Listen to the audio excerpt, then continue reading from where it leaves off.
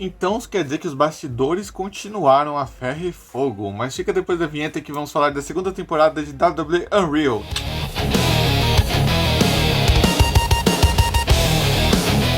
Hello Fighters, tudo bem com vocês? Bem-vindos a mais um vídeo aqui no RXW Renan BC. E como vocês sabem, eu já fiz a cobertura completa da primeira temporada, um review do Unreal, a série WWE Surreal, onde na época eu achei uma premissa muito boa e bastante interessante a gente saber mais detalhes aqui dos bastidores da WWE. E hoje, mais precisamente no dia que vocês estão vendo esse vídeo, no dia 21, se nada aconteceu de errado, a série lançou no dia 19, o editor me corrige aí, lançou na terça-feira da mesma semana, mais fácil falando assim. Aí onde a gente saberia mais bastidores e mais acontecimentos da WWE. Então vamos lá, sem muita enrolação, lembrando, curta, se inscreva e compartilha. Essa segunda temporada do Unreal me deixou com um gosto muito mais amargo que a primeira temporada, porque a gente soube de mais detalhes e mais acontecimentos de coisas que aconteceram e coisas que não deveriam ser ditas. A gente tem detalhes como a lesão fake do Seth Rollins, que desencadeou um momento peculiar lá no SummerSlam, onde o CM Punk tinha ganhado o título do Gunther, e a gente vê que a lesão do Seth Rollins era uma mentira, como vocês estão vendo na foto aqui. Aonde a gente desencadeia, que a gente acompanha todos os detalhes dessa kayfabe que muita gente, inclusive eu, não imaginava que era uma lesão fake, onde só muito pouca gente, quase ninguém dos bastidores sabia, inclusive, dessa lesão fake. Onde a gente desencadeia disso, também teve as partes que a gente soube mais detalhes da Becky Lynch, inclusive que mostra todos os detalhes que ela não queria voltar para a WWE, ela queria continuar com a vida de mãe que ela estava tendo ali junto, com a Roxy, com a filha dela e do Seth Rollins. E aí ficou nesse impasse que a gente sabe mais detalhes. A injustiça que tiveram com a Bayley, de trazer a Becky Lynch, tanto que ela não queria substituir a Bayley, e colocaram ela, justamente por acontecimentos que, igual a gente soube da primeira temporada, que acabam sendo injustos com a lutadora. Mas eu vou falar aqui mais detalhes de alguns acontecimentos que eu acho que deram um desgosto.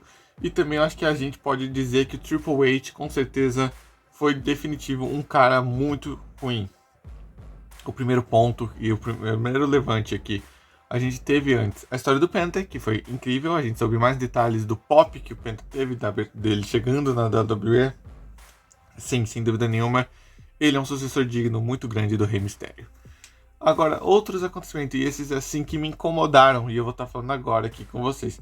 O primeiro ponto vai para Naomi, que a gente soube mais detalhes do porquê da heel turn dela, e também quando ela simplesmente desapareceu lá em 2022, ela e a Sasha Banks, a atual Mercedes Moné, que a gente tem mais alguns detalhes que a gente vê claramente que envolvem o John Lauris e o Vince McMahon, aqueles escrotos que a gente sabe muito bem que comandavam a WWE muito antes da gestão do Triple H.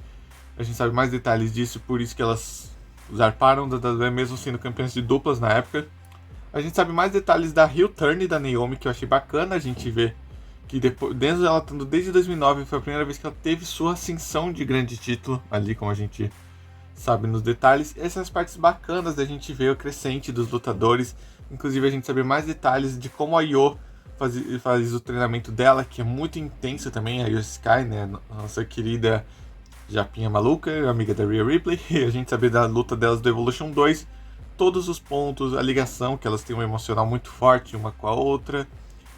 E aí vem os pontos de desgosto, que eu acho que a gente pode se dizer assim. Claramente, eu vou deixar isso um tempo maior, porque a parte envolvendo a Chelsea Green, onde a gente teve toda aquela parte que eles não sabiam o que fazer com ela como campeã.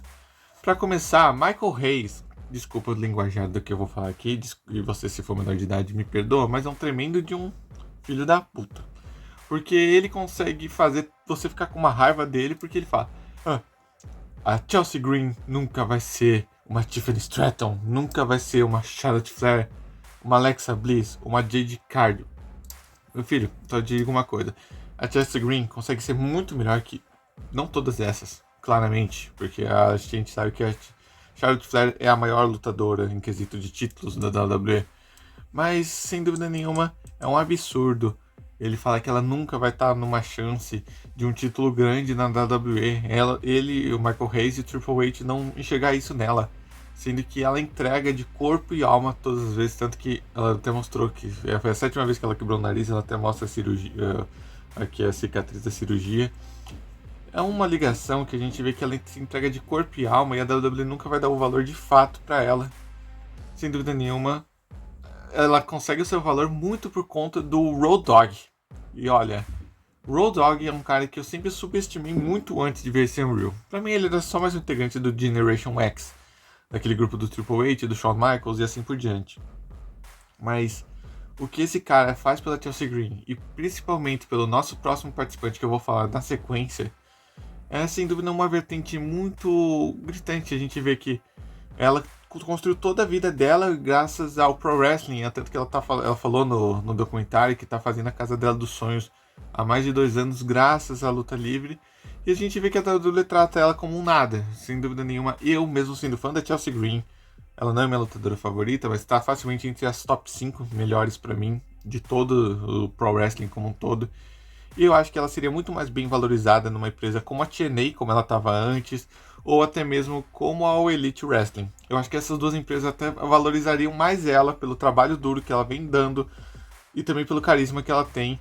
Ela praticamente é subjugada e subestimada pelos bastidores quase inteiros da WWE, e isso é muito triste de a gente ver. Tirando o Road Dogg, que incentiva muito a eles continuarem criando storyline para ela, que para fazer mais, agregar e fazer sentido. A menina foi a primeira campeã dos Estados Unidos feminina, então, e eles não dão o valor que ela merece e colocar ela numa rota de título grandes. Preferem dar destaque para lutadores que, como a Meeting, como a Bifeb, que sem brincadeira, desculpa, não tenho interesse nem saber dessas. Elas são muito essas sim são jobbers, não a Chelsea Green, que tem um carisma gigante. E o outro ponto envolvendo o Road Dogg eu vou falar agora, que é muito triste, que é da demissão do R-Truth. Sim, a gente sabe que depois do Saturday Night Main Event teve toda aquela polêmica, né? Na verdade a gente sabe no Saturday Night Main Event que teve a polêmica do Ron Cena, que foi o R-Truth imitando o John Cena, que a gente deu muitas gargalhadas, a gente ficou muito feliz de ver a homenagem que o R-Truth fez. E no dia seguinte a gente recebe a notícia do R-Truth nas redes sociais, através do Twitter: estou demitido, meu contrato se rescindiu. Tá, a WWE não quis renovar o contrato dele. Por que a WWE demitiu todos os lutadores? Até que alguns que quebraram a kayfabe, que não quebram a kayfabe, vieram deixar mensagem de apoio pra ele. E aí que entra o Road Dogg, porque eu queria falar antes. Road Dogg, ele falou claramente no documentário que se não fosse o R-Truth, ele ia continuar sendo um viciado em drogas.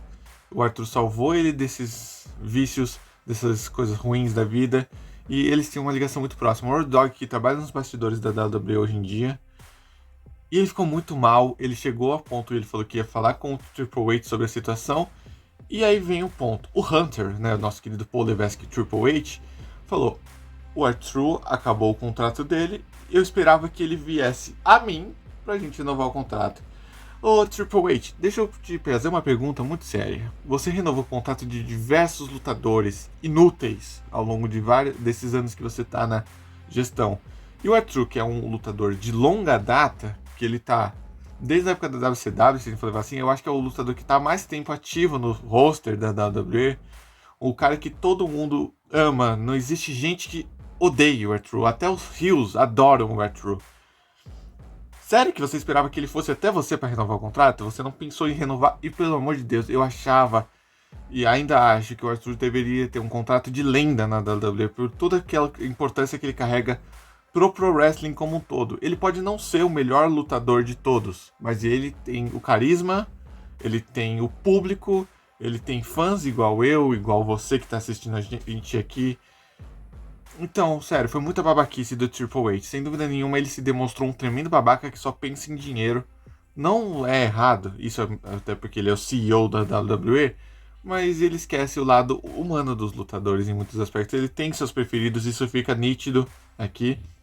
Claramente, o CM Punk não aparece nesse Unreal 2 só em 2 pontos, porque ele se recusou a dar as entrevistas. E eu acho que eu tenho certeza que se o CM Punk tivesse falado da demissão do R-Truth, ia gerar faísca, porque ele ia falar coisas que muita gente não concorda, mas o foco não é o CM Punk, é o R-Truth aqui. E a gente sabe mais detalhes da história tanto dele e do Road Dogg. Eu sei que muita gente pode saber, mas eu não sabia desses detalhes, que o Road Dogg se salvou por causa dele. E a gente vê que é uma história linda de amizade que poderia ser desconsiderada por muitos, mas o R-Truth, sem dúvida nenhuma, é o coração da WWE. Ele é a lenda viva. Sem dúvida nenhuma, a gente sempre brinca aqui nas lives, né? Lenda viva, a minha lenda viva favorita, a minha lenda... O R-Truth é a lenda viva da WWE. Ele é a cara da WWE. Eu não vejo ele hoje em dia em outra empresa. No máximo numa TNA da vida, mas eu não vejo ele em outra empresa. Sem dúvida nenhuma, é um cara que iria fazer muita falta. E a demissão dele é explorada aqui a fundo, onde a gente vê que, tipo, fez todo mundo ficar mal. Todo mundo foi pego de surpresa. E todo mundo foi contra, até os próprios lutadores. Mostra só que a gente tem outros segmentos aqui, claramente do Jelly Roll, que vocês estão vendo aqui na tela. A gente tem a preparação do Pat McAfee contra o Gunther, mas esses pontos, olha, são irrelevantes, porque pra mim, o ponto que me deixou mais incomodado foi da Chelsea Green, do R-Truth, e sem dúvida nenhuma, esse ponto que a gente soube mais detalhes dos podres indiretamente do Vince McMahon com a Naomi. Sem dúvida nenhuma, a WWE Unreal, segunda temporada, provou que a WWE pensa muito no dinheiro, pouco no entretenimento e muito em movimentos de gerar hype. E a gente chega em pontos que, ao meu ver, a WWE precisa criar uma linha melhor, tanto para bastidores, para narrativa.